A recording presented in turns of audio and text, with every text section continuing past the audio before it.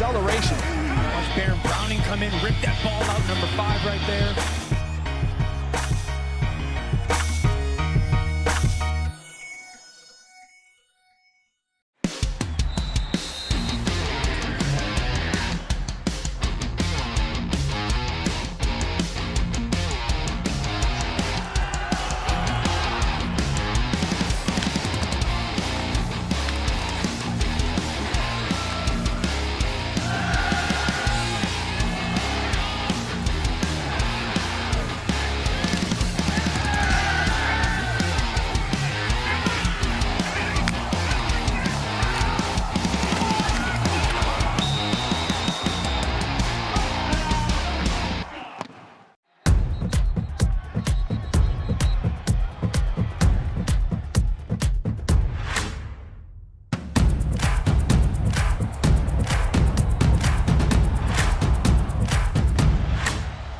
Rondale gets intercepted, taking it back the other way. Shakir Brown.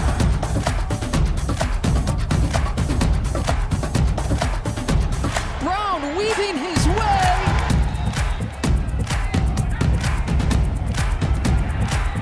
Still on his feet, looking for a block.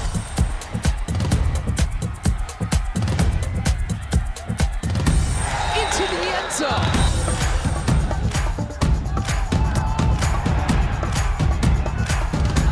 Touchdown, Michigan State.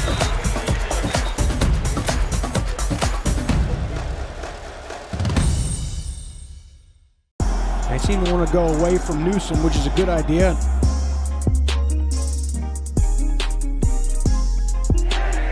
Anderson at the line of scrimmage is met and driven down by Greg Newsom.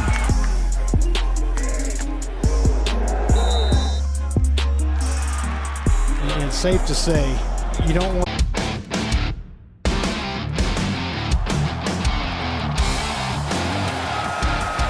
He's going to go down again. This time it's Micah Parsons.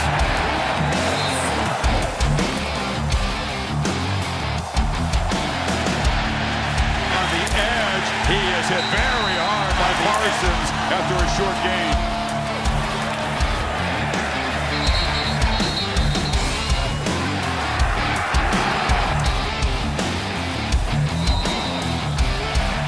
Flushed, chased down by Parsons.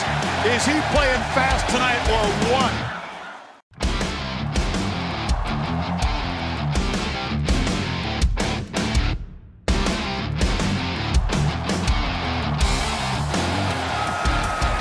He's going to go down again. This time it's Micah Parsons.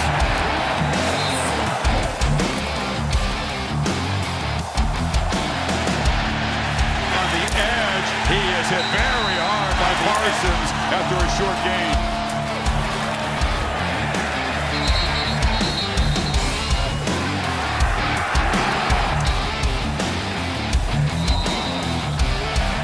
Flushed, chased down by Parsons.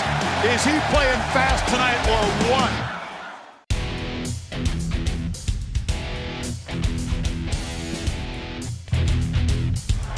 Jonathan Cooper with great speed denies it. And he's going to be slammed to the ground. Jonathan Cooper got there to clean it up. Penix in trouble, and he's sacked. They brought the house, led by Jonathan Cooper. Cooper does a great job making an inside move. That was a free look for Jonathan Cooper. Jonathan Cooper, the end, he comes up, and then he's just going to get back up the field and recover this ball. Jonathan Cooper comes up big. Clifford will be slammed down. Jonathan Cooper.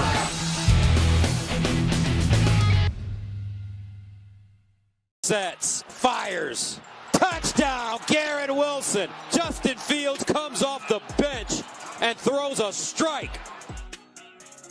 He's the toughest competitor, been around a while. He showed that last year in some of the big games and came back after injuries. Spoke out this year, fought for a season, chased down Trey Sermon in the Michigan State game, made a block for a touchdown. And that's the ultimate, show of leadership. He's been developed into an elite thrower that happens to be electric speed and electric athlete. One of the best QBs in Big Ten history. The game's made it pretty obvious that this young man could play on Sundays.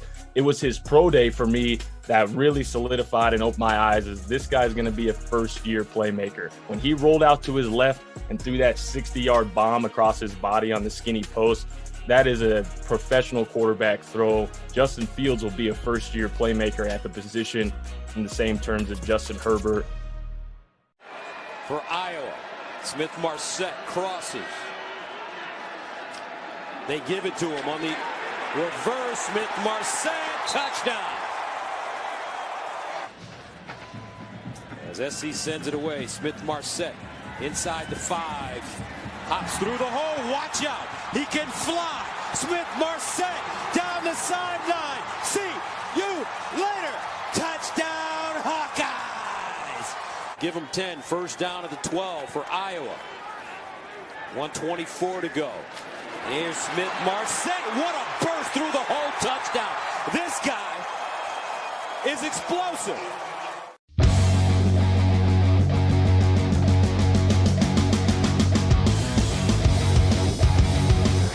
Martinez in a world of hurt. Sikowski in trouble. Quiddy Pay, the two-time All-Big Ten defensive end. Watch this move. Boom. Just uses his hand. Quiddy Pay was in there again. When Quiddy Pay knows you're throwing the ball and he's able to get in that sprinter stance, never had a chance. Keep in mind how big he is at 275 pounds, 6'4", has good quickness. Tackle for loss on Stevie Scott. Play action. He's going to be spun around by Quiddy Pay, who's starting to impose himself now. Hello, Joshua Perry here. The athletes are finished at Pro Day, but I'm not quite done yet. I want to bring you 3 things that stood out to me at Pro Day. Number 1 is the beast mode player, and it has to be Justin Fields. The quarterback did a fantastic job today in showing why he is one of the top players in this draft. He was throwing to tight ends, wide receivers, running backs, but he also showed he could do it from under center, from the shotgun, on a rollout. All the different things you want a quarterback to do, he was able to do it. Number 2, the wow stat of the day, the thing that impressed me the most, and it had to be Tommy Togiai on the bench press. This was ridiculous. The man did 40 reps total. He took 38 reps without pausing. That is absolutely amazing. Just shows the brute strength that he possesses. Finally, the most league-ready player out of this group that we saw today, in my opinion, would have to be Pete Warner. He's going to be one of probably the more underrated players in this draft. Whoever gets him is going to get him for a steal. I think he could play in the league tomorrow as a starter. Does a great job with everything, stopping the run, covering the pass, getting after the quarterback. A really solid linebacker who I think is going to have a long career ahead. I had a ton of fun out here at Ohio State's Pro Day. I hope you guys had fun watching this video. Check out all the stuff that we have pumping on socials for more.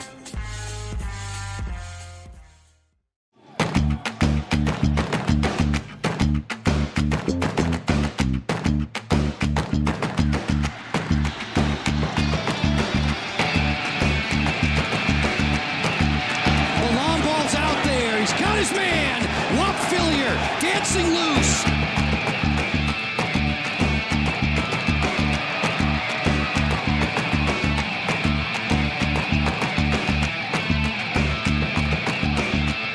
Here's a shot. Right Shoots here. the deep ball on the money and a sliding grab, perfectly timed for Wapfillier.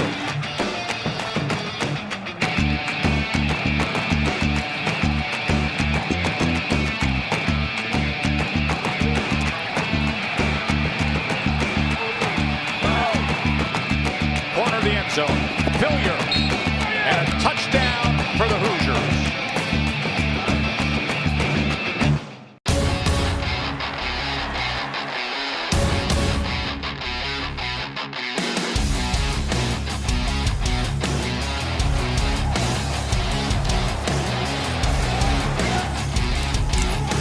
And it's been an offensive line that's been blocking for this guy all year long, and they blocked for him there.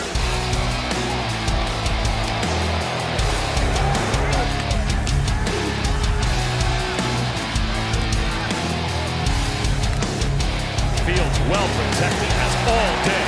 They are coming after Fields. He's protected. Touchdown, Buckeyes! Nobody survives the storm. Everybody. For whom he needed to find tickets who are in attendance here today. After the play fake, lob for Fryer. Freiermuth, touchdown, Penn State. Ohio High School State Basketball Tournament. Take the journey, Brown, strike down the middle, Freiermuth, touchdown. First and goal from the 6. Looking for the first points of the second half, and they have them. Freiermuth, the touchdown. So we go.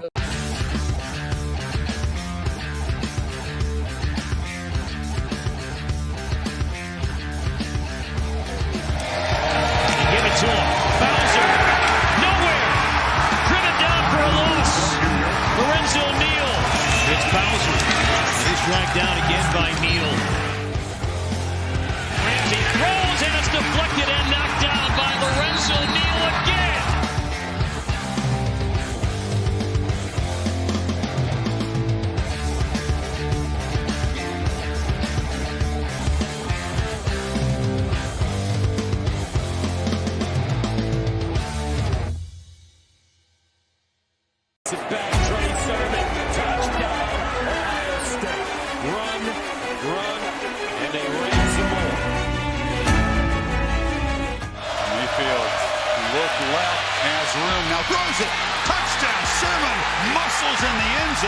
I made the decision to come here, and because I wanted to play on the big stage. I'm really a dynamic running back. I can catch out the backfield. I can block. I mean, I have a pretty good vision as well. To break tackles, stay on his feet, protect the football, and get down the field. What a performance. I'm not sure I've ever seen him brought down by the first defender or a single defender. For a guy like Trey, you could see early in his career where he may get an opportunity and make a big, big splash with the intangibles that he has. He is absolutely a Sunday third down running back.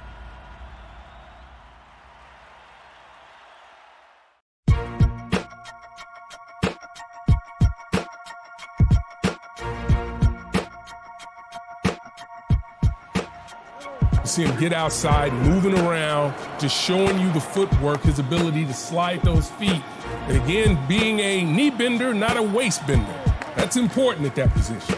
Howard talked about it. It comes down to the athleticism, the ability to bend, but to really move. These offensive linemen nowadays in these zone schemes, they have to be able to move. If you're a gap scheme guy, you have to be able to pull. And so that's something he showed he could do, but it was the physicality with the strike that really stood out. His agility with the footwork going side to side. You're seeing him plant and immediately being able to change direction. Shows a lot of athleticism and a lot of lower body strength. To keep this fan base and keep people believing that they can win this game.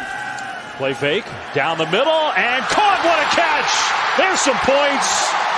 That's the freshman Rondale Moore. How much in this first quarter? They will give it on a little jet sweep. Rondale Moore will get the first down and much more. How about this kid? Into Northwestern territory. I don't think they can catch him. Moore, touchdown. Looking along down the sideline. Great block there. Wright picks it up, but this is the move right here. Boom, foot in the ground, cuts back on the corner, Trey Williams, and then there's the speed to be able to get to the outside. You're not going to catch him out there. That was coming at him in a hurry. And now a little trickeration to Rondale Moore. And he's into the end zone. And we've got a one-score game. There we go. David Blau to the air. Underneath, Rondale Moore bounces off the tackler, and there he goes. Moore will take it all the way. Describes his talent, and let's just watch him make sure his knee is not down here. No, he kept it up. But the ability to be able to take the hit from Will Harris down. Blau to Rondale Moore. Slips away, and Rondale Moore finds pay dirt again. Little shovel pass to Rondale Moore. Moore went backwards, now forwards, now to the end zone. Touchdown.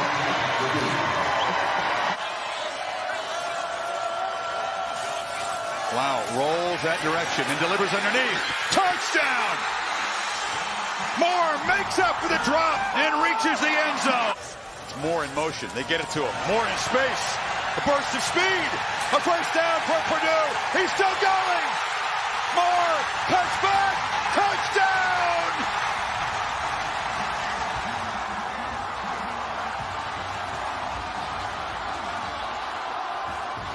his leg drive and his heart, you better make sure he's on the ground. One missed tackle. Here's two missed tackles. 2 or 3 other guys, as I said, watching him. And this kid's not just a jitterbug with speed. Moore is the motion man. They'll get him a touch on the outside. And Rondale Moore into the end zone. Touchdown and a nice block on the edge by Jared Sparks. 3rd and 5. Wow. Open. Wide open. 25. Moore with a spin. And Moore with more points for the Boilermakers. And look at the athleticism. Oh my goodness. Poor Eric Burrell. He got no shot there. From the 15, swings it to Moore. Moore finding some room where there wasn't any. Finding some power and finding the end zone for the touchdown. Field right now, I like what Purdue has on the field compared to what I saw this year with Louisville. Brown taking a deep shot. There's Moore. Wide open. Had to wait on it, but gets away and he's in the end zone. Touchdown. And why not when you've got Rondale Moore on your team? Stopped at the 10? No, thank you. He finds a way into the end zone. Trying to add to the 1 touchdown lead. Time to throw. Blau towards the end zone. Caught in stride. Guess who? Touchdown, Rondale Moore. There's another explosive play. Rondale Moore on the fly sweep. Moore, stutter step. And he is in for a touchdown. Yeah, you're looking at a superstar. And this guy will be on people's Heisman list. The stutter step, though. No more than I just got done talking about it, and it's so hard to defend because I'm serious. If you're not running and giving 100%, right? Did he get in here? Absolutely. Sindelar over the middle. Rondale Moore gets a help from the official. The screen and the speed does the rest. Touchdown, Purdue. Watch Rondale Moore. See, they try to hold him, but now watch. There's the catch. And see, he uses right here. He uses the umpire as a screen. Watch him cut back inside, and he's off to the races. You're not going to catch it. And here is Moore. Can he get the corner? He does. And Rondale Moore is into the end zone for a touchdown.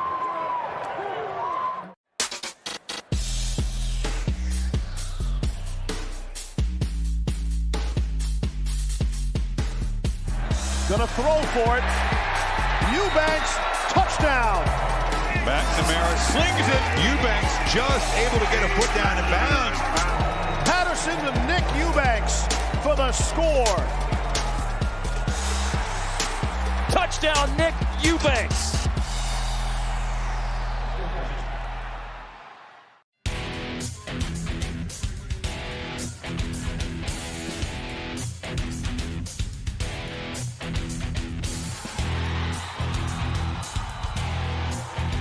Talk about a little domination up front. Look at the way that offensive line just controlled things. Great blocking by men at the center. Tremendous job up front. Easy big hold.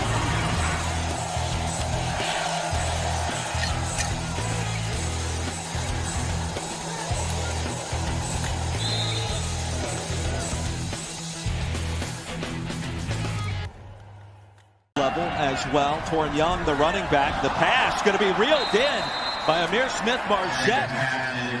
Ball, Nate Stanley gets it a little bit awry outside, but how about the left mid is all it needs?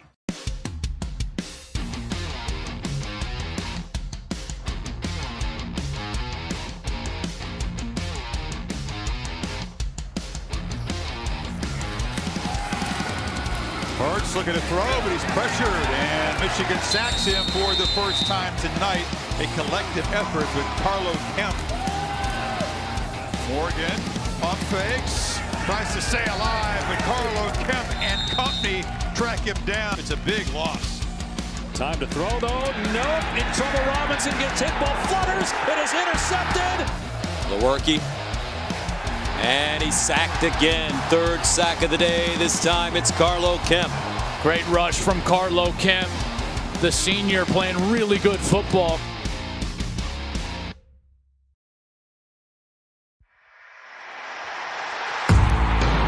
Second and 9. Blitz from the corner coming. Rashod is the best receiver in college football. They want to go deep to Bateman. He's out there. He's got it. Down the sideline. Bateman. He can do anything you ask him to do. The place has gone nuclear. Touchdown. He's a worker. He's going to work each and every day to get better. Now float it up to Bateman. What a crab! He was about 150 pounds when he got here. I have a magazine cover inside my office of him as a pretty skinny Rashod Bateman. And you can maybe see why people passed on him. Just because they might have been able to get a 195-pound version of him that was ready to play. But Rashod gained 25 pounds over the course of the year to get ready for his freshman campaign. Going to the corner. Bateman, touchdown! Completes it to Bateman. And Bateman breaks free. Puts it in the air. And it is caught for the touchdown by the freshman Rashod Bateman. You always need to see somebody be able to make a play in a high-pressure, high-expectation environment, and he did that. Lead flicker on the second play of the game, and it's complete. Rashod Bateman. 2 years ago, he had a breakout game. Pass on first down. Heaves it deep. Looking for a man. In stride. Rashod Bateman, 67 yards. He was going to get bigger. He was going to get stronger. We knew all that. But it was the ability to make the high-pressure catch in the high-pressure situation. And he was able to do that to win us the Indiana game, and the rest is history. Morgan still got it. He'll loft it downfield. Bateman's got it! And the Gophers strike quickly! It's kind of like that Gronk and Tom Brady connection. It's kind of that's the confidence that me and Tanner have when we out on the field with each other. I know Tanner's going to deliver an elite ball. He always has, and he always will. Morgan floating one for the front left pylon, climbing the ladder. When I throw it to a shot, it's just a lot of confidence that no matter where it's at, he's going to come down with it. What a catch! Rashod Bateman! Just give him a chance and let it rip. Your culture's really working when your best players are your hardest workers, and that's what Rashod represents.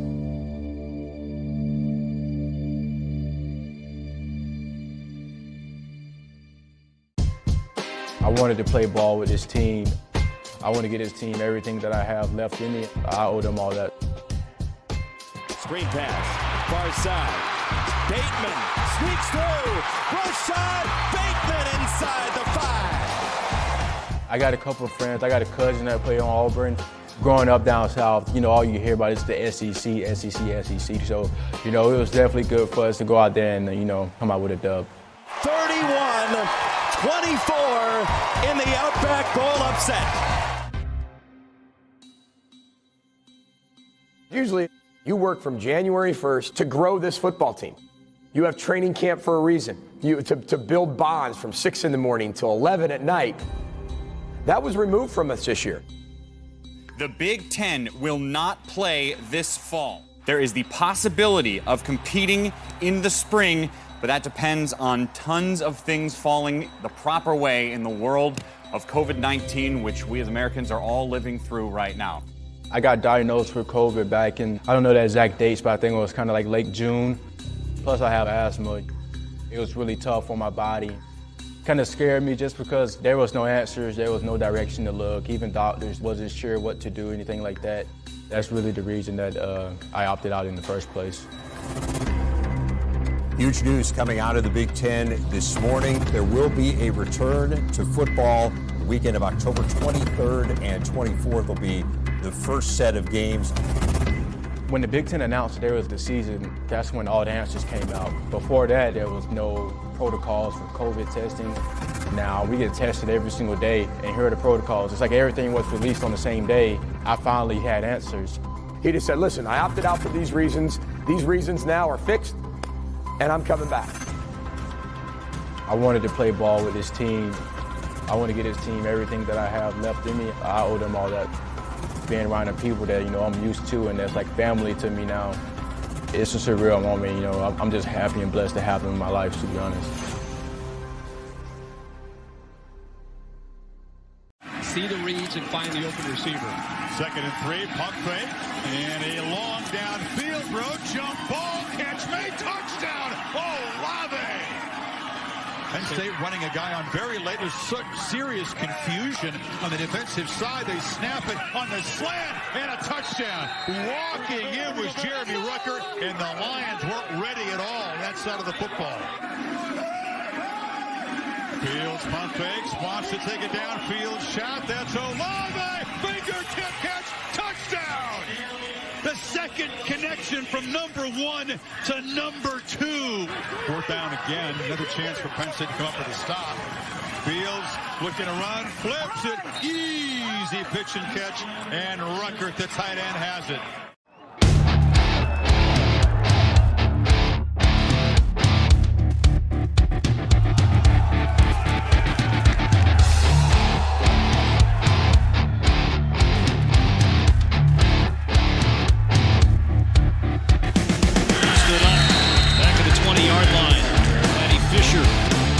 Picked off, intercepted, Patty Fisher picking him off.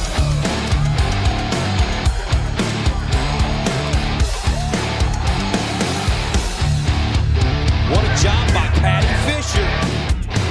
Picked up by Patty Fisher. Patty Fisher on the return, and Fisher, the linebackers, drive down inside the 20.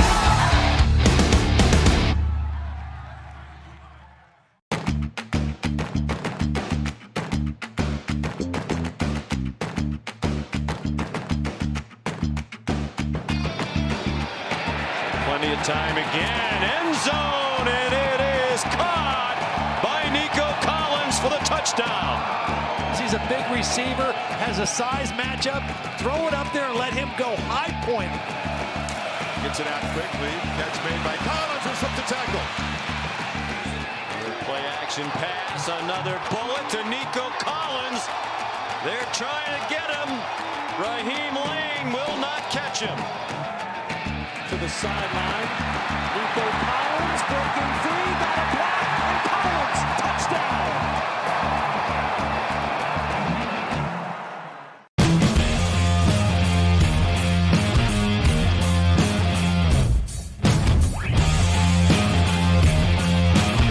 Barrett in trouble, sacked again.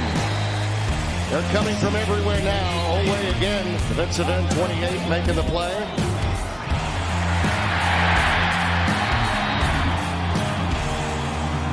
It'll be a 4-man rush after Plummer, and it will be a sack. Jason Owe.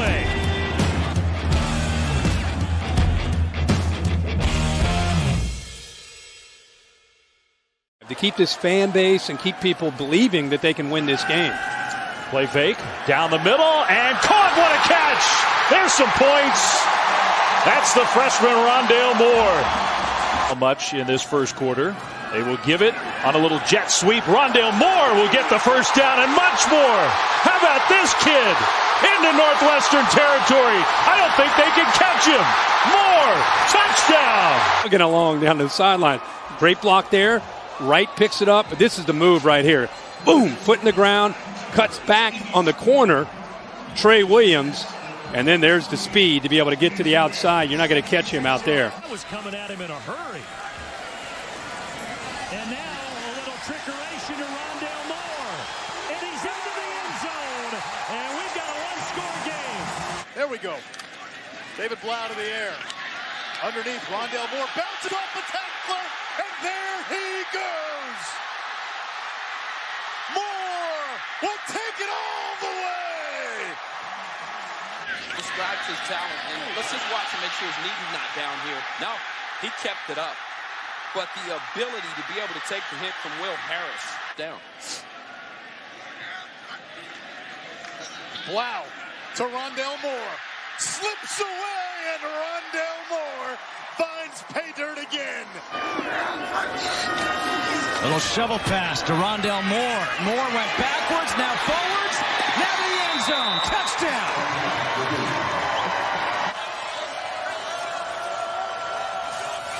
Wow, rolls that direction and delivers underneath. Touchdown! Moore makes up for the drop and reaches the end zone. It's Moore in motion. They get it to him. Moore in space. A burst of speed. A first down for Purdue. He's still going. Moore cuts back. Touchdown!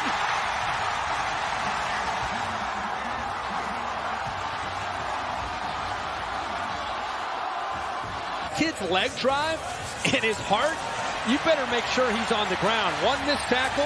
Here's two missed tackles. 2 or 3 other guys, as I said, watching him. And this kid's not just a jitterbug with speed. Moore is the motion man. They'll get him a touch on the outside. And Rondale Moore into the end zone. Touchdown and a nice block on the edge by Jared Sparks. 3rd and 5. Wow.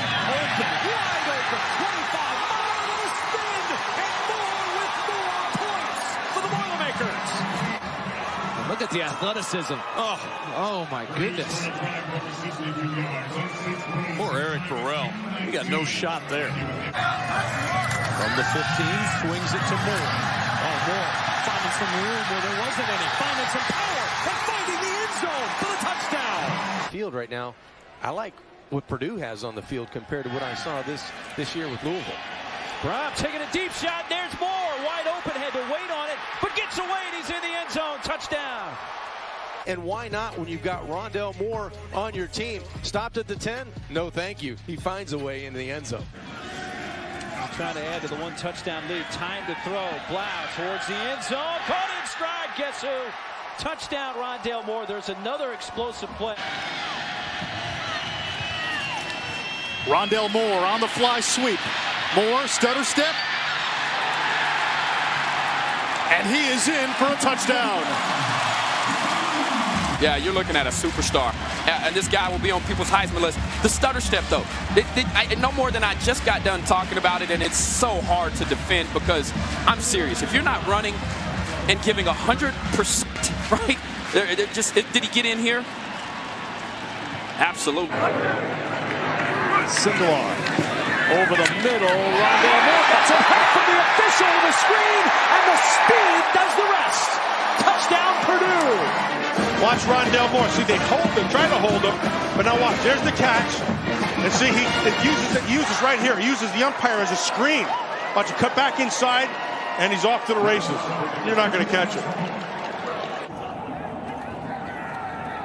And here is Moore. Can he get the corner? He does, and Rondale Moore is into the end zone for a touchdown. What's up, everybody? I'm Kenny Bell, and I wanted to give some do's and don'ts, if you will, for the 2021 Combine. Jumping right into it, the biggest difference is that you're not going to Indy. I know for some guys that might be a disappointment. There's a lot of excitement about going to Indy for the Combine, but trust me when I tell you, you're dodging a bullet. The very first do is take a deep breath, relax. The pressure and the anxiety from Combine or Pro Day is a test in and of itself. The Combine was traditionally designed as a very condensed training camp. It's designed to mentally wear out players as much as they can, get them as mentally fatigued as possible, and then see how well they physically perform. Now, I can't stress this enough. That's not the case this year. So don't beat yourself up mentally.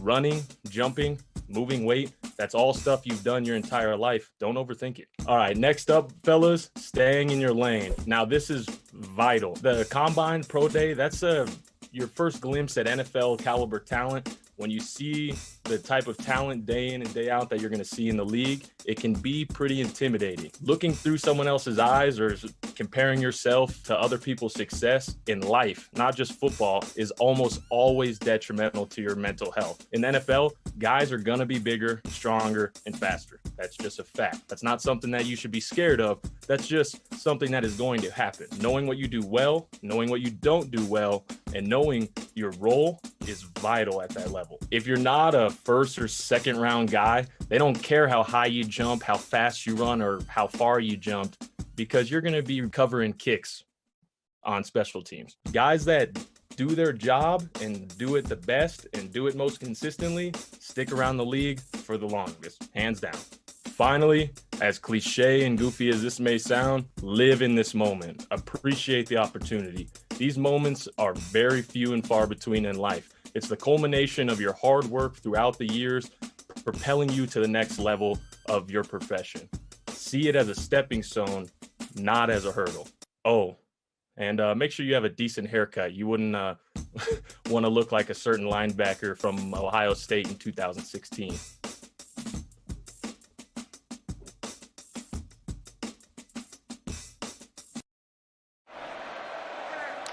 From the 20, Dobbins swings out. Down the seam, Olave, wide open, touchdown, Ohio State. Gerald loves him. It's on scholarship now. 2nd down and 8. Dobbins angles out of the backfield, zips it to him for a touchdown. 100 yards per game better than last year on the ground. Back to the air here. Fields fading and throwing. End zone, Olave. His 2nd touchdown tonight. Fields sees that cushion and just so easily moves the chains. Looking to throw again. Out of a tight pocket. He's got a wide open Mac. Touchdown, Ohio State. Thanks for joining us. First off, let's talk about Justin Fields. He ran his 40 already. People are talking about potential times he ran the high 4.3s, low 4.4s. Are you surprised at all by his performance and how speedy he looks out here? No, I mean, I thought he would break 4.4. I know he wanted to too. He's so competitive, but the bottom line is he's really fast, and once he gets running, really powerful with his legs, and you can see that. He made a lot of plays with his legs this season and last season. Definitely, but I think the big question is going to be what he looks like in his throwing performance, and you having experience as a quarterback coach in the NFL know exactly what to look for in these drills. What's one thing or maybe two things Justin's going to have to do to really show he's ready to take the next step in the NFL? Yeah, I mean, I think that in something like this, you can't overdo it. I mean, it's routes on air, and his body of work speaks more than anything else. But at the same time, the guys want to see what it looks like coming out of his hand, and he's just got to not worry about it. If you miss a throw or two, that's okay. Life's going to go on, and just be himself, because him being himself and just throwing and being confident out there is good enough. But everybody wants to see it for themselves, and some people like certain releases and different things, and that's their prerogative. Justin just needs to be himself.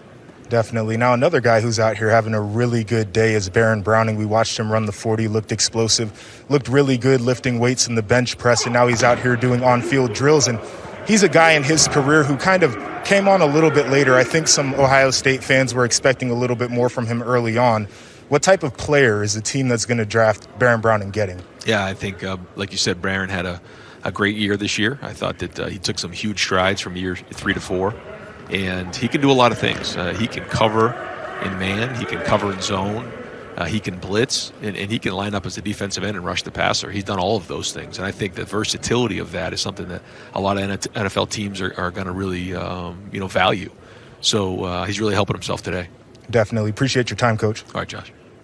I think I'm the best corner in the draft. I think I can do it all, whether that's play cover 4, man, cover 3. I think my coverage versatility, makes me one of the best corners, or if not the best corner in the draft. So, I think the sky is the limit for me, and I hope teams now know that, the deficiencies that they thought I had, they don't exist at all. So, I definitely think I should be the first guy off the board. Talk about the leader on the field for Ohio State over the last couple of years. It's that young man, Justin Fields. Now, Justin Fields has always been considered a dual threat guy, but certainly in this pro day, the number that everybody was focused on is 40, because we expected him to blow the field away in the 4.4s, perhaps maybe even in the high 4.3s. And here was the 40 that Justin Fields Howard ran just a few moments ago. I really like what he was able to do. I thought he stumbled in some of them right there. So I think he can go faster. This is an outstanding athlete, and he's going to be an outstanding quarterback in the National Football League.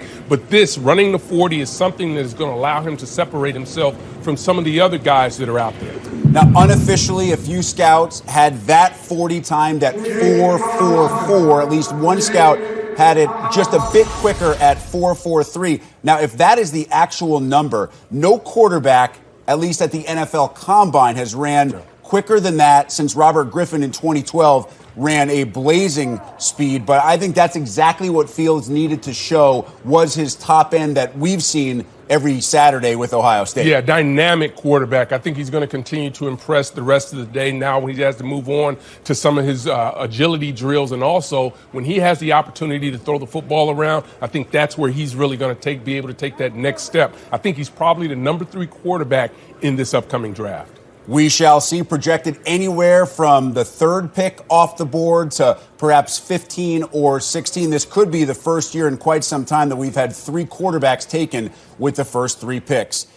I also thought it was interesting, Howard, to hear Ryan Day talk about Justin Fields just having to be himself and that there are going to be NFL teams that are going to like the way the ball comes out of his hand, his release point. There are going to be NFL teams that want it at a different spot. And I think that's something that the casual fan sometimes forgets. He may simply not fit into what a quarterback coach or a head coach wants at one particular organization, but there may be somebody drafting even ahead of him 2 or 3 slots, and those scouts, those GMs, and that head coach like the way that he throws the ball. Yeah, the upside to Justin is, to me, what separates him from some of the other quarterbacks that are out there. I know Trevor Lawrence is, in many regards, going to be the first pick in the draft. But then when you drop down below that and you think about the upside that Justin has, to me, the sky is the limit. So if you can put him into a great situation where you have a great head coach, offensive coordinator, he is going to really thrive in that area. You heard Coach Day talk about just how fast he is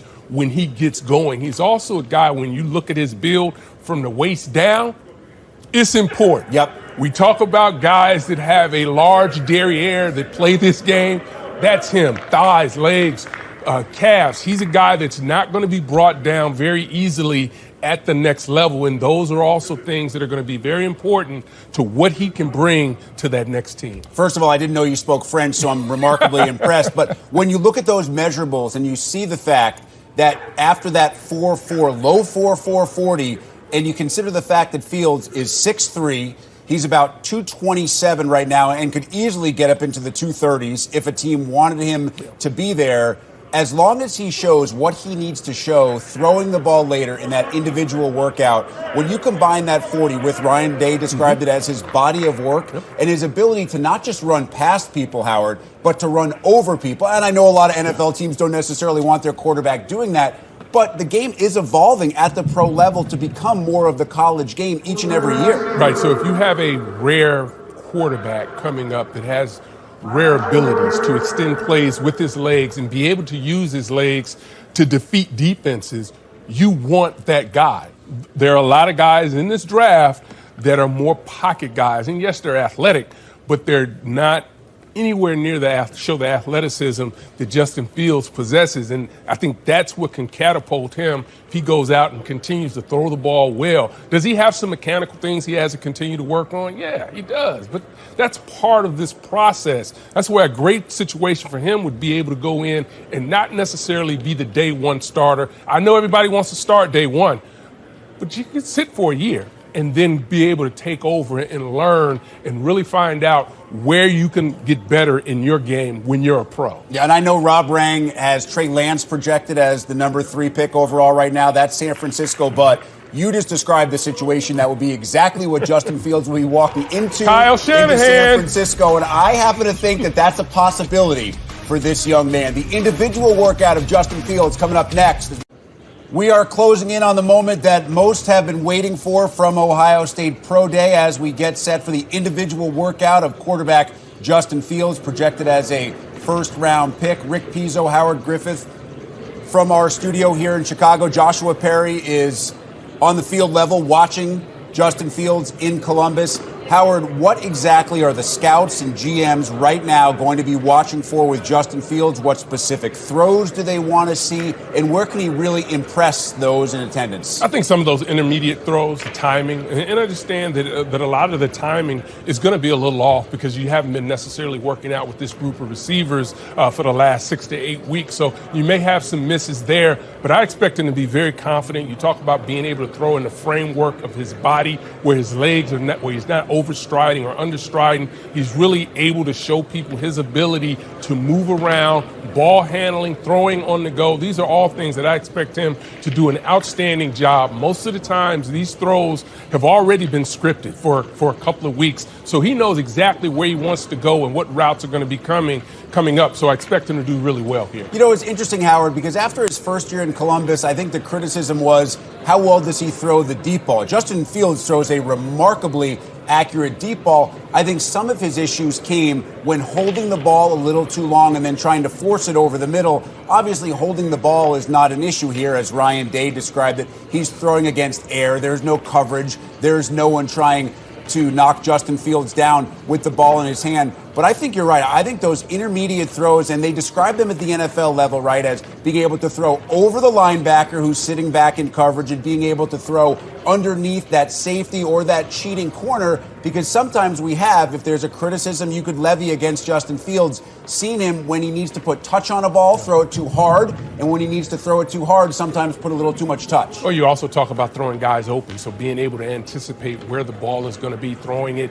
before the receiver comes out of the break and just leading him to where he's going to be. You talk about different zone reads, some things that we won't see necessarily in this individual workout. These are all throws that they're going to be very interested in. But at the end of the day, he's going to look great here, but you still have to rely upon the tape that he's put out there. And there's some questions that are out there, but I think you can also explain them away when you sit down and have a conversation with him. And as a player or a coach, when you're watching the film, as he takes you through why he made the decisions he made, that'll help answer some of those questions. So I'm curious then, obviously the tape is much more important because you are throwing against coverage, because you are getting rushed. How much does this affect, how much can it affect, positively or negatively, kind of the preconceived notion or the scouting that teams have already done on Justin Fields? Yes, they're being able to see him in person here. They will only see him on tape or watching on TV in the past. But aren't you generally seeing the same things? You're seeing a lot of the same things, but again, it's just another opportunity to evaluate. And you're seeing it a little bit different because there's greater pressure in this scenario right here because he's looking around. He understands that the coaches and GMs are there and they're hanging on his every throw. So how does he handle that pressure? And that's why you heard Coach Day say he just has to be himself. If he can go out and it's just another day at the park, he's going to excel at a day like today. 20-2 as the Ohio State starter. Obviously, I think his draft stock went up a ton after that semifinal performance against Clemson in this past year's CFP. The fact that he only spent 2 years as the starter at Ohio State, that should not in any way affect what an NFL team sees when you consider the fact that there are not a lot of guys right now that are spending more time than that, starting more than 22 games, not at this level. Those are the days of the past. They are. And you have a guy that has as much talent as he had, obviously starting out at Georgia, had some adversity there, fought through that, came to Ohio State, became the starting quarterback immediately. One of the things that really stood out was just his ability to lead from day one. And that's one of the things he wanted to be able to go out and do, and that Coach Day needed to force him to be able to do. Because he was playing with these great athletes, you still have to rise and become that alpha dog at the quarterback position. He was able to do that. We talk about him holding on to the football too long. Some of that is a part of he believes so much in these great receiving. It's his competitiveness, too. And you want to be able to go out there and make all the throws. But that's part of growing, and I think that's why if he can get into a system where he can continue to develop, maybe spend a year or half the season really developing, that's going to be a great scenario for him because he's shown that he has growth. He's shown growth from year one to year two, and that's what you want to see from your quarterback, particularly when you talk about a guy that's probably going to go in the top 4 or 5 picks. He's got to be the franchise guy, understand that he can be cool and calm under pressure, and he's shown that the entire 2 years that he's been at Ohio State. Yeah, and so much leadership. Ryan Day has talked about his growth as a leader over the past couple of years, not just on the field, but remember off the field, he led that movement, we want to play this year. He did it in the right way. I think those are things that in interviews and conversations with NFL scouts and GMs certainly going to reflect positively on Justin Fields. Let's get the field level perspective of what Joshua Perry is seeing from the Ohio State quarterback at the Woody Hayes Athletic Center. Joshua, first impressions? Well, first off, you guys brought up a couple of concerns with Justin coming into today just on his performance as a quarterback, and I'll definitely say that he's answered some of those questions already in the interview process in terms of holding on to the ball. You talk to some people and it could be easily explained away just by the fact that he feels like his guys are always going to be open, so he holds on to the ball until they can get open, something he won't be able to do in the NFL, but easily explained. The other thing you talk about with Justin Fields is that ability to fit the ball into the window. And as you get into the NFL, those hashes become a little bit closer. Some of those wide side throws get a little bit wider. He's shown really good velocity on the football thus far in this workout, and it's been extremely coordinated. You can see the different scripted routes that are up there. You can see the ball being moved from the middle of the field to the different imaginary hashes that it would be on. You can see some of the play action looks. It's a well done, well orchestrated workout thus far. Now, Joshua, Ryan Day talked to you about the fact that scouts and GMs are going to be looking to see how the ball comes out of his hand. From the field level today, how would you describe what the ball looks like coming out of Justin Fields' hand? He looks like an old pro right now. I mean, he just looks really comfortable. It's coming out with a little bit of velocity. It's coming out with some confidence as well. And I think that's the biggest thing about such a controlled environment where everything is scripted up, is he's able to come out here and showcase what he can do at his best. So really exciting work thus far. I think it's a great workout and get to throw to some guys he's familiar with too. I know that was another concern that you guys brought up, but he's got some of his former teammates out here, some guys that are still currently on the roster to throw the football to, and it's really making him look good right now. You know, Joshua, we're all focused on the physical, and we understand why. We want to see Justin Fields run the 40, want to see him throw the football. But I'm also paying a little bit of attention to the way that he's handling himself right now. He knows he is the center of attention. He slipped on that second 40 run, didn't seem overly frustrated, knew he had done a really good job with the first 40. And even here, he seems like he's very confident without being overly concerned about what's happening around him. How much do you think the way he's carrying himself right now, his attitude through this event, is resonating with the scouts and the GMs on hand? No, I think it's very astute of you to be aware of his demeanor right now, because that's what everybody's looking at. When you're the quarterback, the team goes as you go. And so the way that he looks right now is definitely important to the way that teams are going to perceive him. On that first 40 he ran, he kind of jumped out the blocks a little bit early. He had a smile on his face as he was going back to the starting line. The second one, like you said, he slipped up, but he didn't look overly frustrated. And then you even watched the way that he was interacting with his teammates. You watched the way that he was warming up and going through his progressions to prepare for this part of his workout. It shows a lot of maturity. Yeah, good stuff from Joshua Perry at field level as we continue to watch Justin Fields' individual workout. Howard, I am really blown away by his attitude, not just here, but the way that he handled this past season, the way that he handled the transfer. You can go back a couple of years ago, there was some criticism as to whether Justin Fields should have been allowed to play immediately and granted that hardship waiver by the NCAA. He answered questions about it through our dealings with him over the past 2 years. He has been nothing but honest, candid. He's an easy guy to talk to. And he's a guy, there are certain players that you talk to over the course of our careers, and they have it without having to hammer it down that they have it. You understand what I'm saying by Absolutely. that? That you have that kind of leadership quality without trying to force it on people. And obviously, there's no position where that is more important than an NFL quarterback. And think about it from this perspective as well. When you talk about forcing his leadership on others, talk about walking into a new environment, right? You talk about coming into an environment where Dwayne Haskins had just put up some huge numbers. So he needed to come in and prove himself, but he didn't need to come in and beat his chest and tell you guys how great I am. He needed to go out on the field and prove that. So as he continued to progress through that spring, that started to show. And it's just a maturation process for the elite quarterbacks to come into a new situation.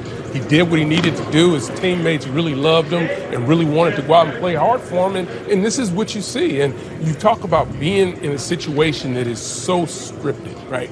He knows the throws he's had to make. He's known for weeks. This is what I'm going to do. He's thrown this already. He's already gone this through entire this. script he's done, right? He's been through this script already, maybe to different players, but he's been through the script, so he understands it, so he's confident. So when he's missed some maybe early in his preparation for this, he was fine with it because he knew he was going to be able to come back and have another opportunity. And you guys talked about just how poised he is. He looks great right now. You don't see him getting too high. You don't see him getting too low. That was a great observation. We talk about the stumble. Yeah, okay, I stumbled. Shake it off. Shake it off and come back. But I truly believe, you talk about this 4.4, he can go lower than that. There's no doubt about it. He's such an outstanding athlete, but now is an opportunity for him to prove why I'm an outstanding quarterback that has athletic ability, which, again, go back to this, Rick, can separate him and make him truly a special player in the right system in the National Football League. As I've watched his individual workout here, I really like how it is being mixed up as well, and I'm sure this is scripted on purpose to also grab the attention of the scouts and the GMs. He goes from throwing a deep out, one of the toughest patterns to throw in the entire NFL, to throwing a little 5-yard cross pattern to Trey Sermon as if he were coming out of the backfield. And they're clearly trying to show those in attendance that he doesn't get too pumped up after having to make the big throw, because you know very well that you may have to check it down on the next down. And right now we're starting to see some of the footwork drills that they're going to be asking him to do at the pro level, that you're going to have to put your body in position to elude tacklers. Sometimes it's going to happen where they're going to be in your face. It's not going to be, he has to step up in the pocket, but what is he doing? He's stepping up, drifting to the left, having to throw back to the right. We've seen him have to do that a couple of times. He missed that one, but we've seen him make some great throws of throwing across the body or away from the direction that he's going, and that really shows you the arm strength that he has. Are there generally more questions about footwork with quarterbacks like Fields, or guys who understand that they have the ability, if something's not open, if they don't feel comfortable, to take off? Because those are two very different pieces of footwork, to put your foot in the ground and head down the field as opposed to stay in that pocket and make the throw that's available. Yeah, no question about it. Most of the time when you think about the quarterback, it all starts right between the ears with the mind. But then when you talk about playing the position, the fundamentals of playing the position start at the feet. You have to be able to get your body in position, to get your hips in position to throw the ball. You can't do it all if your feet aren't right. So you'll hear people talk about his foundation is not exactly what you want it to be. See him doing a good job here, stepping up. Is not overstriding, and that's what happens sometimes with quarterbacks. When they overstride, the ball goes high. You don't want to be able to do that. You want to keep your feet inside that framework and be able to step in and deliver that, put that velocity on the football that you need to show at this level. And I think that last sideline throw, Howard, was really important, because on the previous throw, they had shown some pseudo pressure. He had gone to the left and made a bad throw to the right. So you go right back on the very next attempt, and you have to throw the sideline pass, and you have to throw it a little bit high and to the outside to keep it away from the imaginary corner. And on the very next throw, Fields shows great footwork and delivers again, showing the scouts and GMs, I understand I'm not going to complete every ball, but I cannot let one bad pass turn into more than that one pass. Right, no question. Again, having to step up in the pocket, be able to find a tight end over the outside. It's also being able to step back the pass just before that, drop back in the pocket, immediately came to the backside route. So what he was trying to show there, front side is covered. I know it's working on the backside, able to deliver the ball with some velocity. Again, stepping away from the pressure that's coming at his face just to buy himself some more time to deliver the football. So are these scripted so that NFL scouts and GMs would understand, listen, in this sequence, these may be throws that we have to make. We're going to show you that Justin Fields in this sequence can make those very throws. Yeah, it's no question. Justin knows everything. His representatives know every question that the NFL scouts and general managers have for him and what they want to see. And that's what you want to go through as you talk about scripting a pass play. Here, you don't have to do it every time. It's just a good job of just dropping back and throwing the slant there. So, but you're going to want to put your quarterback or the quarterback in a position to show some of the things that you may have questions about. And that's what it comes down to, trying to address and answer as many questions as you possibly can. And remember, this is one workout. Normally, when you go through this, there are two workouts, because you have a chance that if you elect to throw at a combine, you're throwing there. Or you will come back at your home field and you throw. So normally these quarterbacks have a couple of opportunities to throw. It's just going to be one for Justin, unless he does some private workouts for teams that they have other questions. But he's answering a lot of them. Joshua talked about it earlier. There's a buzz about, why he is the player that he is, and I think he's going to be so coveted as you start to look at where these quarterbacks start to fall after you talk about Trevor Lawrence in Jacksonville. Yeah, a little bit of a hydration break. This is a good duration for this workout, and perhaps, Howard, because Fields and the staff understand that there is no combine. You want to show everything you can right now on Pro Day. Joshua Perry is on the field, and as Justin Fields continues his workout, Joshua, what's standing out to you? Well, really, talking to some of the scouts down here, one thing they do appreciate is the composition of this workout. It's the full complement of positions out there. You've got tight ends, you've got running backs, you've got wide receivers, slots, and outside receivers. So you can see the full complement of routes. So you can watch Justin throw to each one of those body types. But the one thing that really stood out, there was a comeback on the sideline. Chris Olave was running the route. and it wowed some of the scouts down here, just the velocity of the ball, but the timing of the route, too, to deliver it on time. One of the scouts said to me, that is an NFL throw. Yeah, and that's exactly what Justin Fields is trying to show right now. And a great point, Joshua, that you're actually throwing the small passes with the running back coming out of the backfield to Trey Sermon. You're throwing some of those middle hash passes to tight ends. You're throwing the outside passes to guys like Garrett Wilson and Chris Olave. And obviously, there's a lot of comfort right there. But Joshua, I would say that if scouts are saying that's an NFL throw, I don't think they really care who Justin Fields is throwing to. They're more focused on that ball, where it leaves his hand and where it ends up in the wide receiver's hands. That's exactly right. It was the timing of the route, first off, just to be able to deliver the ball as the receiver was coming out of his break. But second off, the velocity to get it there the way that he did. And that was, again, one of the criticisms that I had heard from some people leading up to this workout is, does he have that elite velocity to deliver the ball fast to the wide receiver? And he's showing it off today. See, Howard, that surprises me a little bit because in watching Justin Fields as much as we've watched him, velocity to me has never been an issue with Justin Fields. I think that's something of a misconception that because he can run the football and because sometimes the touch isn't perfect, that he also can't spin it. Yeah. When this young man decides he wants to put it in there at 1,000,000 miles an hour, he can do exactly that. And he's been doing it for a long time. I had the opportunity to watch him before he became a big-time college player when he was on the high school circuit in some of the 7-on-7s, and he's a guy that's had an arm for a long time. It's just about being able to understand what he needs to do and when you need to have the velocity and when you don't. When we go back and take a look at some of the plays that he made, just look at the confidence in the pocket as he stands tall because he knows where the pressure is. He feels he's going to have time. Again, does an outstanding job of delivering the football. That's a timing route. Knows the tight end's wide open. Now you see him elude the rush. Where the quarterbacks hate pressure, right in their face. But you saw him able to spin out of that and turn that into a touchdown using his legs. This you just saw in that little package there was an opportunity for them to really get an opportunity of to see what Justin brings to the table. We're going to continue to see that. I think it's also important. We talked about Trey having an opportunity to run some routes as well. That's for the scouts to get a chance to see him also catch the ball. You've got tight ends out there working. So along with trying to show Justin showing off his skill set, he's also putting his running backs, tight ends, and wide receivers in position to show what they're able to do as well. Yeah, Trey Sermon was clocked in the 40 at about 4.58, probably a tad or a tick slower than he would have liked to have been. But remember, of course, the injury in that national title game, the dislocated collarbone. He's trying to show his stuff. Luke Farrell trying to show his stuff. But the focus here, Howard, is on Justin Fields. Yeah, no doubt about it. You see him rolling out to the left, keeping his waist parallel to the line of scrimmage. And really, that was all upper body strength that you just saw with that throw.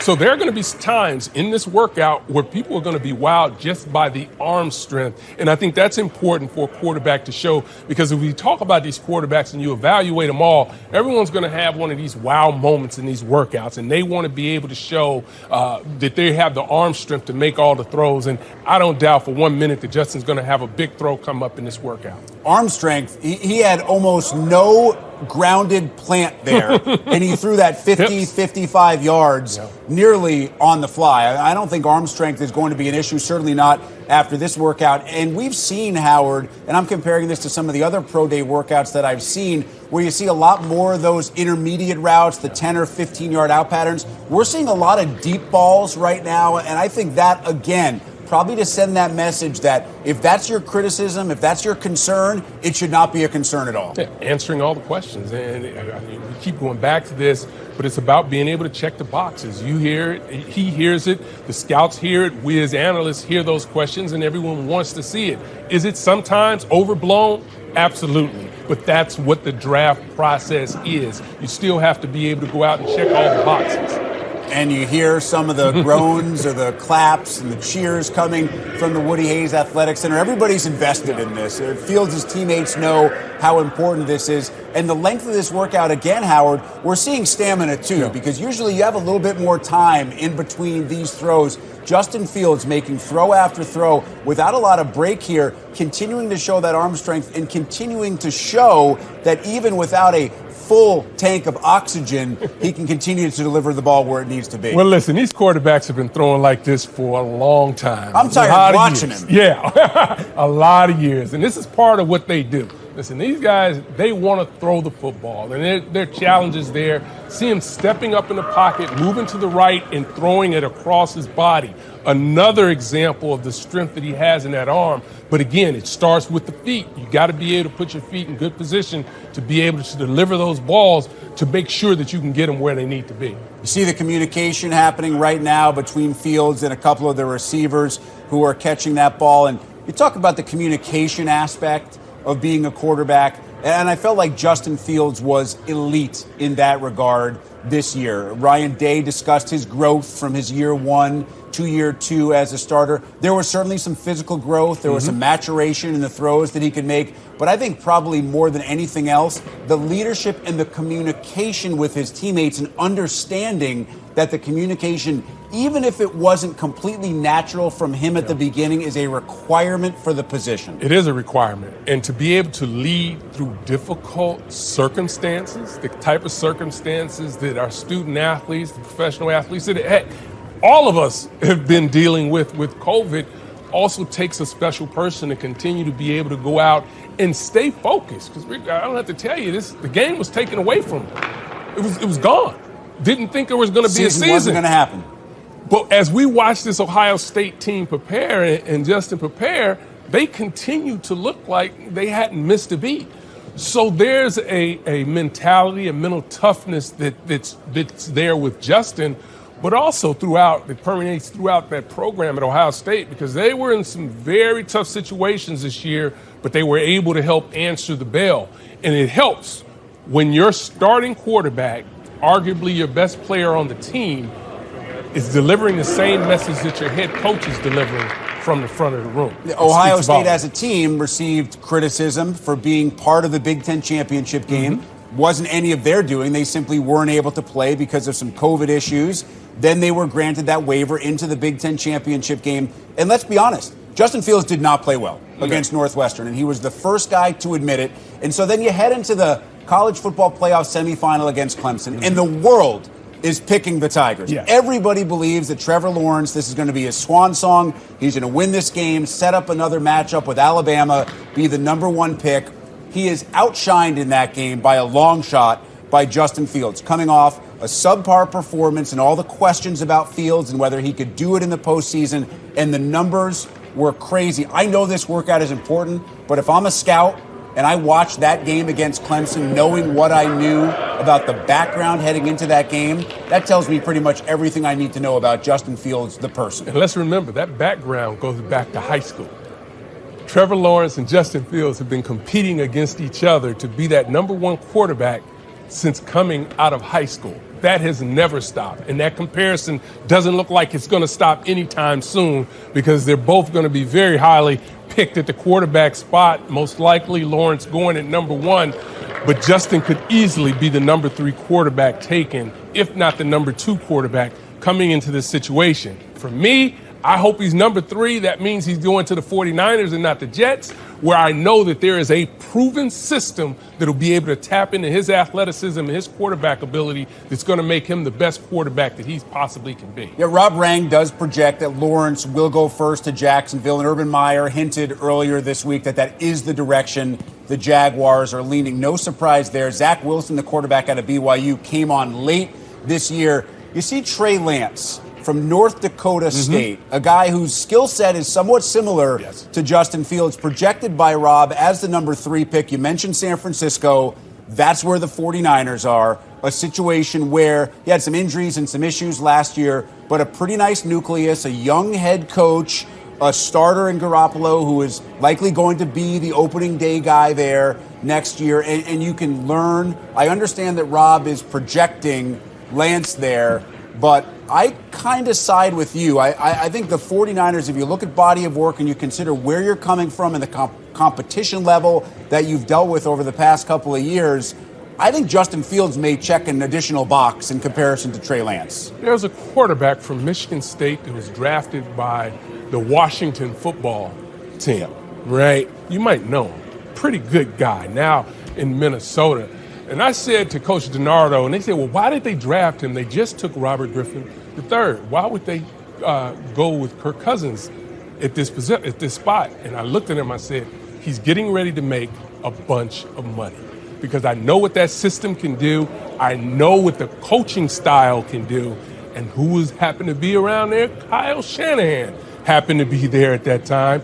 And I'm telling you, when you look at just the upside that Justin has, because I've said it all year that he still hasn't gotten there, wherein when you talk about Trevor Lawrence, he's there.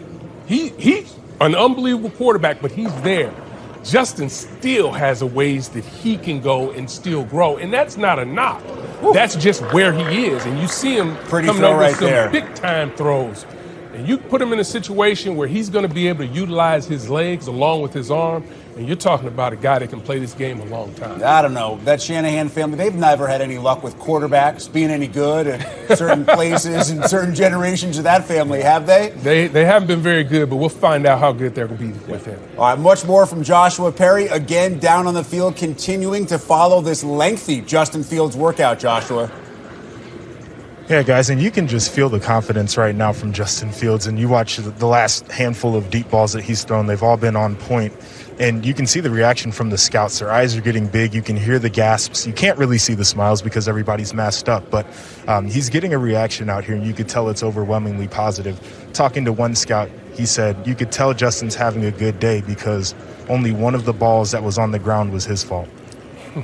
Joshua, do you get the sense that this is sending a message? We continue to see deep ball after deep ball. Is this Fields? Is this his representation? Is this a setup to prove to these scouts that Fields can throw the deep ball as well, if not better, than any other quarterback in this draft?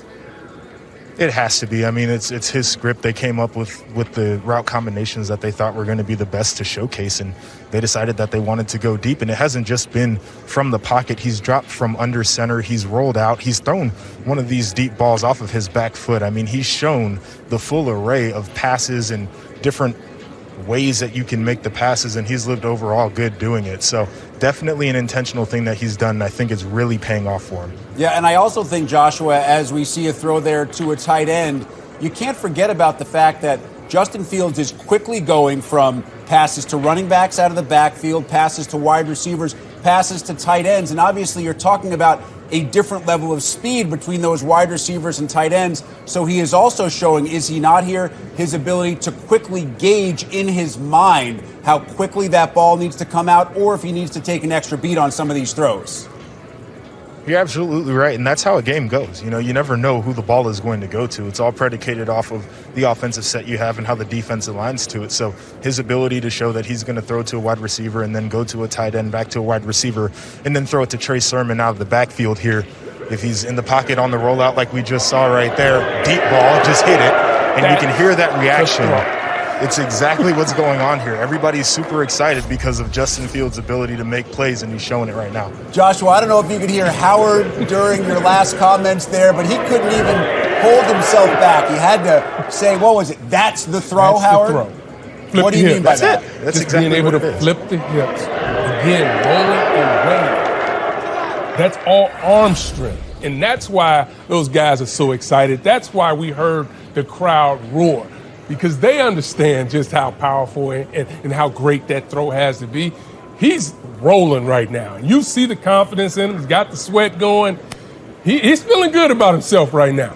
And he should be after that throw. I think everybody right now is pretty impressed. There's Arthur Smith, the head coach of the Falcons.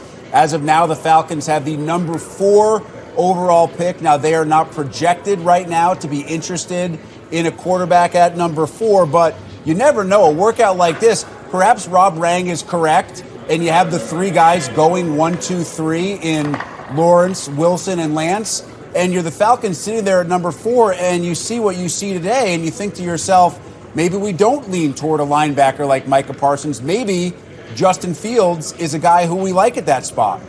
Back at home, right?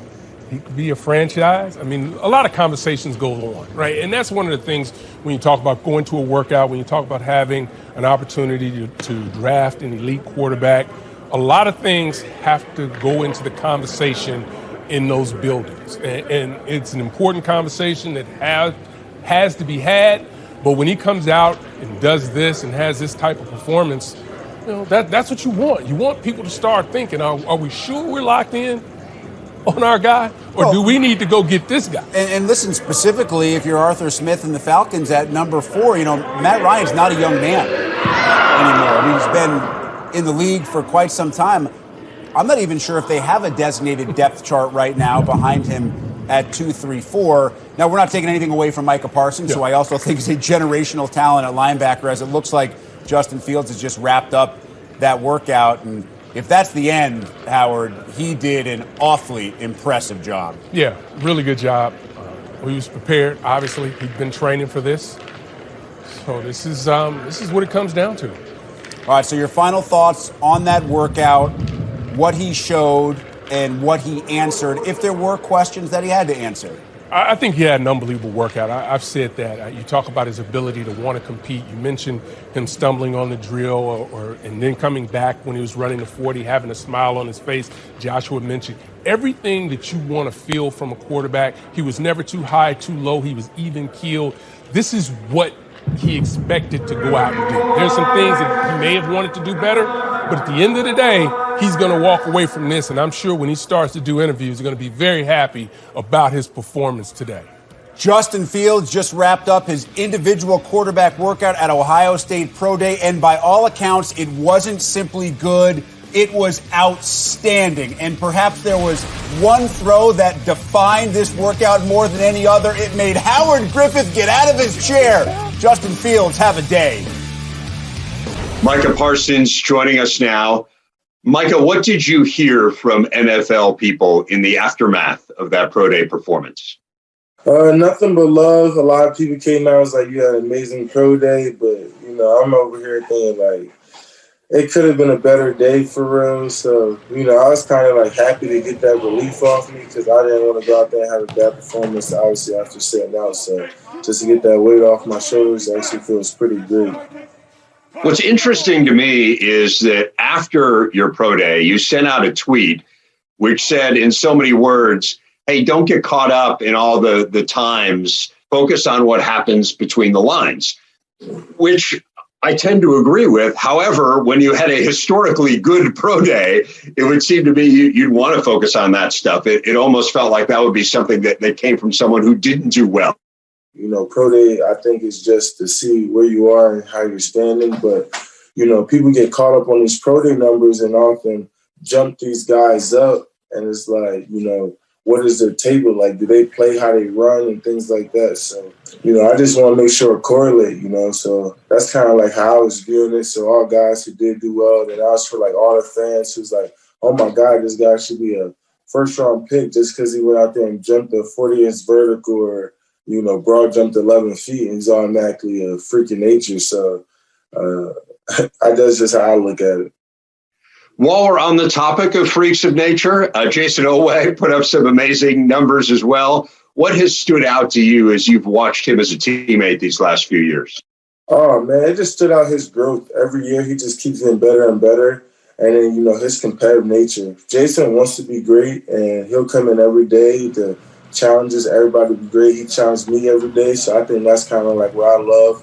I think every year we had some type of bet, who would have more tackles, who would have more sacks, things like that. So, you know, we both had that competitive nature to come in every day to get better, and I think Jason, he's just going to keep getting better and better. He's going to be a future all-pro player once he gets his opportunity. You chose to sit out as many players did throughout the country. What were the biggest factors for you that went into that decision? Number one, I would say my son. You know, I got to think for me and my son now. And, you know, obviously as a father, your lens and the view of the world is so much bigger. And then also the Big Ten didn't have a brass. They canceled the season, so I felt like this was my own chance to control my narrative of how I wanted to go out. And I didn't want them to cancel the season or me getting suspended from games because I caught COVID. So I kind of want to control my health and, control what was going on in my future. So that's probably my biggest reasons why I decided to sit out. And then ultimately, when the Big Ten did play, obviously things did not start well for Penn State, ended up rallying at the end of the year. But what was it like for you to watch your teammates struggle out of the gate?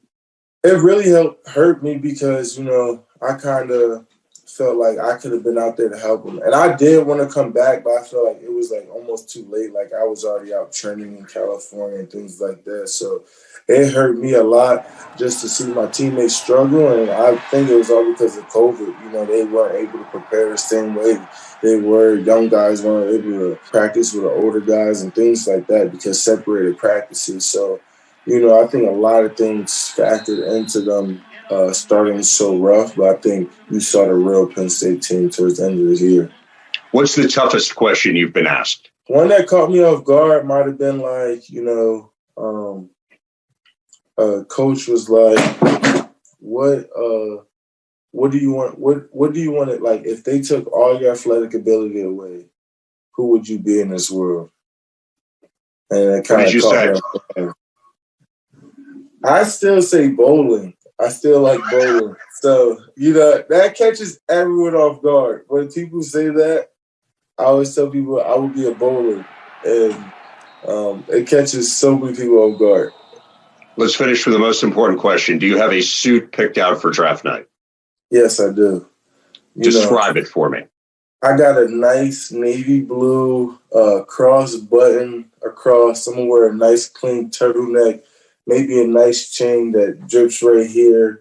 The buttons come all the way up here, and it's like a nice, and it's like checkered a little bit, like with some stripes and things like that. I saw Devin Booker wear a similar suit, and I instantly fell in love with it. I was like, oh, that's real clean. So did you inquire as to where he got it? How did you find it? So I went and my agency set up a meeting with a dresser, like a suit guy, and he showed pictures of like different suits that different guys wear, like, NFL, NBA, and things like that. And I saw it. He showed me pictures, and I was like, that's the one. And I found like the perfect color that like would make my skin pop. I was like, that's the one. Micah, really looking forward to seeing how things play out for you on draft day. Congratulations on all your success to this point, and good luck here going forward. Been fun to watch you. Hey, I really appreciate it, guys. Nothing but love, and I can't wait either.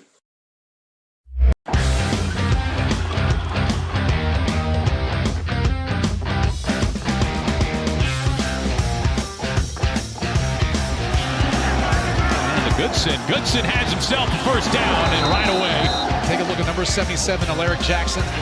Full round, getting a body on a body, allowing Goodson to get to the second level.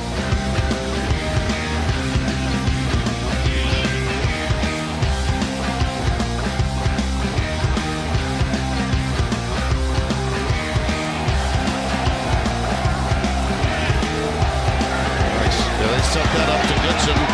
Look out! Play action again. Wants a bunch. Has a man. It's the tight end. Laporta. Touchdown, Iowa. I think he is arguably the best defender in the draft. I think he's fabulous. I wish we could have seen him last year. Obviously, I know James Franklin wishes he could have been on the field for the Nittany Lions. But when you put him into the box, his instincts just jump off of the tape. His explosiveness just jumps off of the tape. And I think that he's just going to continue to get better, because remember now, he's only played like box linebacker for a couple of seasons, and his production was very good. I do think that OA has a skill set that translates. He's not just a tester, and I think his numbers would suggest that he is. But when you turn on, listen, he impacted the game from a positive standpoint for Penn State.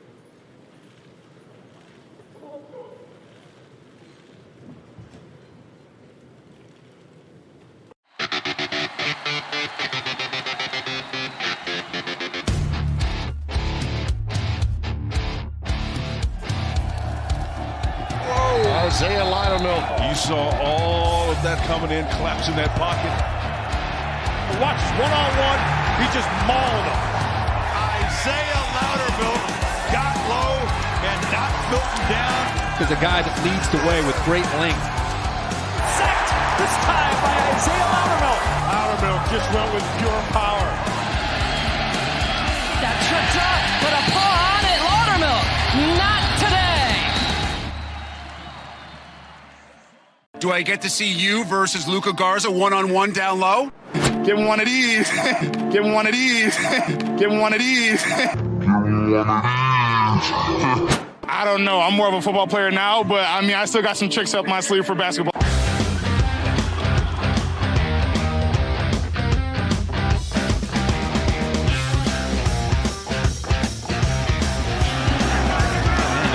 Goodson has himself a first down, and right away, take a look at number 77, Alaric Jackson. Full round, getting a body on a body, allowing Goodson to get to the second level.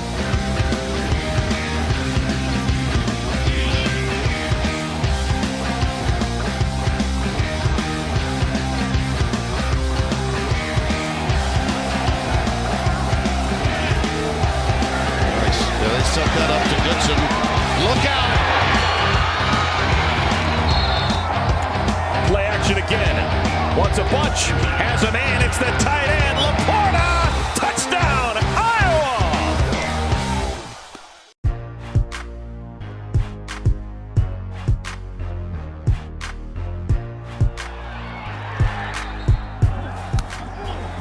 Intercepted. That is Johnson. Jamar Johnson with the pickoff of Graham Mertz. Great finish by Jamar Johnson. 6'1", 197 is a playmaker. He's athletic. Fields again going over the middle and intercepted. Intercepted by Indiana's Jamar Johnson.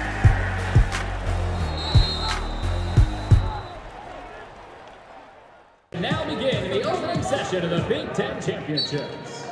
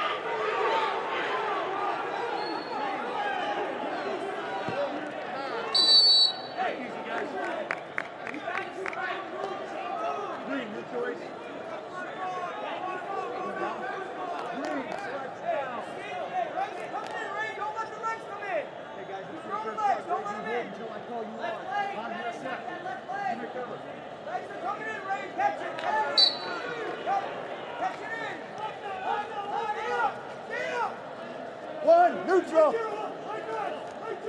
like attack. Raymond, don't wait. Hey. Yes, you go first. You're like, yes, go do it now. Either one, either leg. Hey, keep that head in there. You're good. Keep that head in there. Counter offense. You got it. Who's back? Who's back? Who's back? That's back. Stay there, Ray. Hook the leg. Turn, get Ray to his back. There it is. Raymond.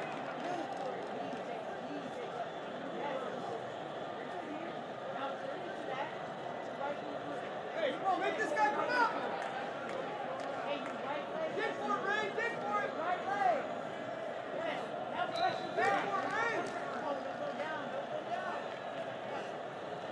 Stay with it, Ray. Stay with it. Go. Get it. Run your feet. Keep the wrist. Run it. Pull it, Ray. Pull it. Hey, pressure back. Put the hand on the mat. Work to improve. Put the hand on the mat. You got it, Ray. Pull it back. Hook it. Hook the wing now. Ray, hook the wing now. Yes. Now you got it. There it is. You got it. Put your knee in it. Yes. There we go. Build up. Put it, Ray. You got it. You got it, Ray. Like a gut, Ray. Put it like a gut. You got it. Shoulder. No, Ray, get Now there. wrestling on mat number 4 at 133 pounds, a redshirt junior from Michigan, Jack Medley, and a redshirt junior from Indiana, Kyle Lewis.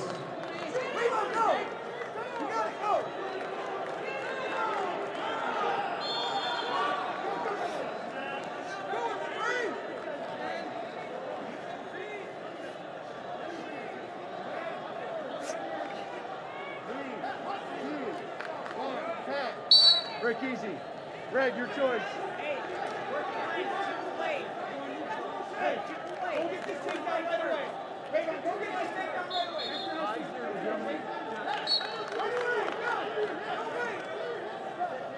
In bout number 4 on mat number 4, winner by fall, a junior from Ohio State, Malik Heinzelman.